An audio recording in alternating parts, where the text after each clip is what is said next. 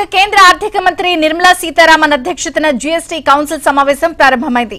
33 మంది సభ్యులతో కూడిన ఈ కౌన్సిల్లో కేంద్ర మంత్రులు, రాష్ట్ర ఆర్థిక మంత్రులు, సిబిఈసి చైర్పర్సన్ పాల్గొన్నారు. జీఎస్టీ స్లాబ్లలో భారీ మార్పులు చేయనున్నట్లు అంచనాలు వినిపిస్తున్నాయి.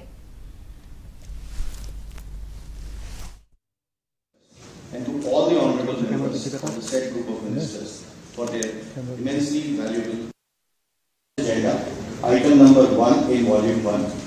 I now request Additional Secretary DSC. కేంద్ర ఆర్థిక మంత్రి నిర్మలా సీతారామన్ అధ్యక్షతన జీఎస్టీ కౌన్సిల్ సమావేశం ప్రారంభమైంది. పూర్తి updates Delhi bureau chief Krishna అందిస్తారు. కృష్ణ, విజయచంద్రిక జీఎస్టీ మలితరం సంస్కరణలకు రంగం సిద్ధమైందని చెప్పొచ్చు. ఈ రోజు నుంచి 2 రోజుల పాటు జీఎస్టీ మండలి సమావేశం దీనిపైన నిర్ణయం తీసుకోబోతుంది. రాష్ట్రాల ఆర్థిక మంత్రులతో కూడినటువంటి ఈ కౌన్సిల్ సమావేశం కేంద్ర ఆర్థిక శాఖ మంత్రి నిర్మలా సీతారామన్ అధ్యక్షతన జరగబోతుంది. ఈ సమావేశం ఇప్పటికే ప్రారంభమైంది. అయితే ఈ రోజు ముఖ్యంగా సంస్కరణలు, ఈ రోజు చర్చించే సంస్కరణలు మొత్తం ఆర్థిక వ్యవస్థను మరింత విస్తృతం చేసి పారదర్శకతను పెంచేలా ఉంటాయని కూడా సీతారామన్ కొద్దిసేపటి క్రితం ప్రకటించారు.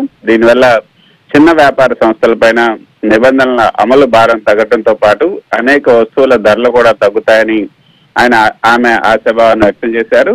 అంతేకాకుండా ప్రతిపాదిత సంస్కరణలో భాగంగా ప్రస్తుతం 4 స్లాబులుగా ఉన్నటువంటి జీఎస్టీ రేట్లను 2 స్లాబులు అంటే 5, 18 ఈ 2 స్లాబులుగానే కుదించాలని కేంద్ర ప్రభుత్వం ప్రతిపాదించింది. ఇటీవల రెడ్ ఫోర్ట్ నుంచి ప్రధాని మోదీ కూడా 15 ఆగస్టు ఉపన్యాసం సందర్భంగా ఈ విషయాన్ని ప్రకటించారు. దీంతో నిత్యావసర వస్తువులతో పాటు గృహోపకరణ ఉత్పత్తుల ధరలు కూడా గణనీయంగా తగ్గే అవకాశం ఉంది. అంతేకాకుండా విలాసవంతమైనటువంటి కార్లు, విలాసవంతమైన వస్తువులు వాటి మీద మాత్రం ఈ యొక్క జిఎస్టీ ఎక్కువ అయ్యే అవకాశం ఉంది.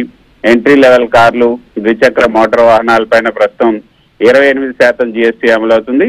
ఇకపైన విలాసవంతమైనటువంటి కార్లు మాత్రం 28% జిఎస్టీతో పాటు మరో 28% ప్రత్యేకమైనటువంటి సెస్ అమలవుతుంది.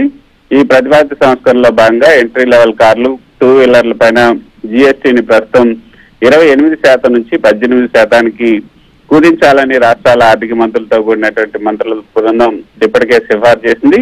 అయితే లగ్జరీ కార్లు, ఎస్యూవీ వీటికి మాత్రం ప్రత్యేకంగా ఏర్పాటు చేసే 40% స్లాబ్ లో చేర్చాలని సూచిస్తుంది. 40 లక్షలకు మించినటువంటి ఎలక్ట్రిక్ కార్లను ఈ జాబితాలో చేర్చాలని కూడా కోరింది. జిఎస్టీ మండలి ఇందుకు ఆమోదం తెలిపితే టెస్లాతో పాటు లగ్జరీ ఈవీల బాట పట్టినటువంటి బిఎండబ్ల్యూ, మెర్సిడీస్ కంపెనీలకు సంబంధించినటువంటి వాటికి కొంత కష్టమనే చెప్పొచ్చు. అయితే మరో ముఖ్యమైనటువంటి విషయం, ఈ రోజు ఈ స్లాబులను మార్చడాన్ని కొంతమంది అంటే ఇండియా కూటమికి సంబంధించినటువంటి ఆర్థిక మంత్రులు కొంత వ్యతిరేకిస్తున్నారు. అందులో భాగంగా ఈ రోజు ఈ సమావేశానికి ముందు ఎన్డీఏతర రాష్ట్రాల ఆర్థిక మంత్రుల భేటీ జరిగింది. తమిళనాడు హౌస్ లో ఈ భేటీకి ఎన్డీఏ రాష్ట్రాలకు సంబంధించినటువంటి ఎన్డీఏతర రాష్ట్రాల మంత్రులంతా పాల్గొన్నారు.